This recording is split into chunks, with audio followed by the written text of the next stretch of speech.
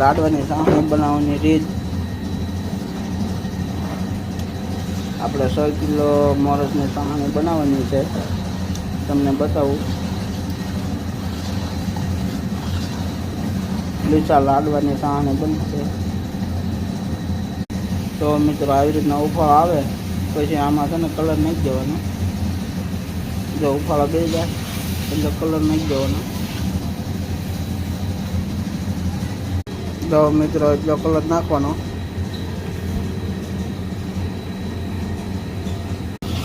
પછી આવી રીતના ધીમે ધીમે હલાવી રાખવાની સાહણીને। સાહણીમાં જાડો તાર બને તો એને ઉતારી લેવાની। અત્યારે ઉફાળો ચાલુ છે એટલે ધુવાળો વધારે થાય છે, આગળ બેસી જાય પછી બતાવે। જો આવી રીતના ટેવીસો ઊંચો કરવાનો। જો આમાં બતાવે છે, તો આ લાડવાની સાહણી